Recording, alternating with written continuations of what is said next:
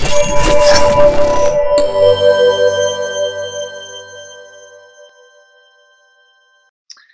everybody, Boris. Welcome to the crosses section for November 14th to November 18th of 2016. I think the theme this week on the crosses continues to be the relative strength of the pound. Certainly we saw that very strongly last week, but I think this week we may have a little bit more continuation, especially because we should have some positive pound data that should push us forward.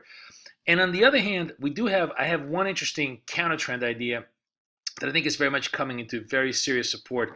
That could be interesting just on a lower volatility basis. So let's take a look at what I have in mind as far as the currency trades on the crosses for this week.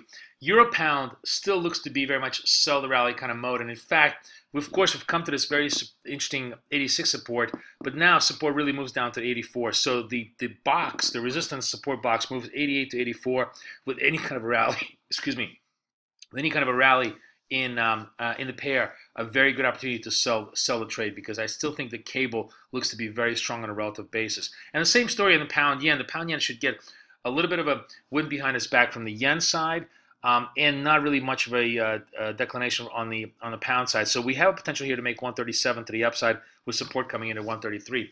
The last idea that I think is kind of interesting is actually the reverse of what we've been talking about. We've been talking about the relative weakness of the calm dollars, but within the calm dollars, within the calm dollar trade, I think the Kiwi has gotten oversold. And if you look at the Kiwi, as far as its trade against the CAD, we made almost a parity, and now we're coming back almost 5 pennies all the way down to 95. And 95 is a very strong support area.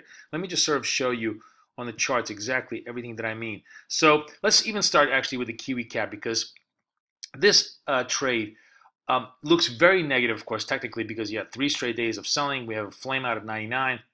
But if you look at it closer, you see this 95 is a very strong support area. And that which was former resistance now becomes, I think, current support. I think any type of a trade into the 96, 95 area presents an interesting opportunity for potential bottom and a move of a lower high, of a higher low for a move back up to 97. It's still also a positive carry trade. I don't think there's any much more downside in the Kiwi. It got knocked down for 3 big figures off of the highs, and probably going to find support around the 70 levels. So I like this trade in a sort of a slow, low volatility trade. And then, of course, the pound dollar trades on a relative strength basis. Euro pound, I mean, it feels like it should be a bounce, and it may be a little bit of a bounce here, but I think the bounce here is to be sold, because the true support really doesn't come in till 84. And as I said, this move here, this whole big unwind here, may very well be a big thematic move that Brexit is not the terminal event that everybody thinks it is because of the Trump election.